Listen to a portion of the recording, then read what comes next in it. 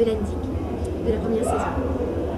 Comment on fait tout d'abord, c'est mon amie Sarah qui m'en a parlé, qui m'a parlé de l'anime en question. Du coup, elle m'a présenté ce personnage-là et j'ai vraiment beaucoup aimé sa tenue et le caractère qu'elle a pu me décrire.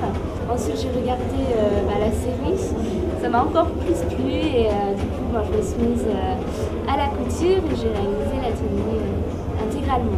Pour ma part, en fait, j'ai découvert l'anime il y a un peu plus d'1 an et j'étais complètement tombée amoureuse de Yui Iizawa. Et en général, ce qui se passe quand je tombe amoureuse d'un personnage, c'est que je le cosplay. Et je l'avais fait l'an dernier, et là j'ai voulu le refaire pour cette édition d'Epitanie. Alors, même si ça ressemble à des robes qu'on puisse trouver dans le commerce, ça prend énormément de temps. Savoir qu'il y a quand même environ 8 heures à 10 heures de couture, mais après ça dépend de la tenue. Mais en moyenne, il faut quand même compter 8 heures de couture. Ça a été un petit peu la même chose aussi. J'ai dû prendre 6 à 10 heures plutôt.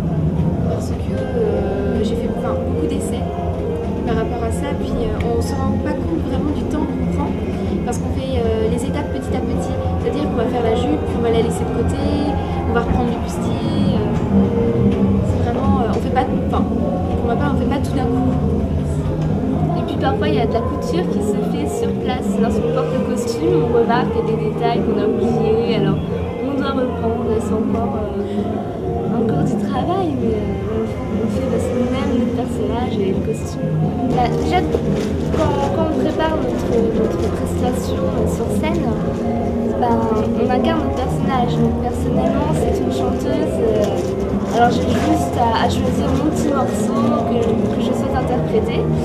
Et donc ça marche pareil au coup de cœur. J'ai forcément ma petite préférée et la chanson qui m'accroche le plus. Il suffit juste de s'entraîner et aussi s'approprier le personnage, que ce soit les mimiques. Et de même, si elle est droitière ou gauchère, donc comme mon personnage est gauchère, je dois prendre le micro d'une poignée gauche. Voilà des petits détails, mais tous les otaku remarqueraient si je prenais mon micro de la main droite. Voilà, c'est un petit détail. Mais ça dépend des personnes en fait. Par exemple, Dadou a pris pas beaucoup de temps en fait, pour la chanson. Non, j'ai le choix assez rapidement en fait. J'ai pris une chanson que chantait Mio. Et après, il suffit juste de la chanter de temps en temps, bien connaître les paroles, connaître les intonations qu'elle prend sur certains mots. Et demain, en fait, on va faire le concours de chant. Et ça fait à peu près 2 semaines qu'on s'y prépare, peut-être 3. Non, 2 semaines, je dirais, oui. En fait, on improvise beaucoup.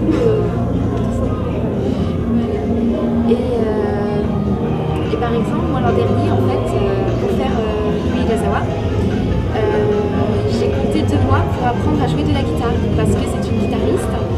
Et j'ai compté 2 mois pour apprendre 3 morceaux.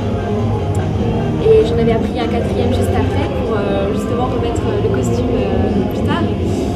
Bon, maintenant je sais plus y jouer, mais voilà, c'est quand même de la préparation. Déjà, nous on voulait surtout incarner ce personnage pour Epita. Oui, parce que Epita c'est la convention qu'on trouve la plus conviviale et la meilleure.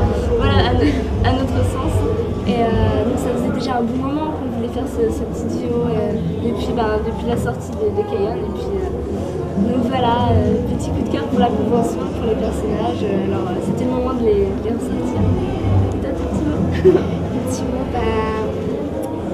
je suis très heureuse de cosplayer ce personnage, surtout avec Diana. Puis, et ce sera sûrement à remettre, à refaire.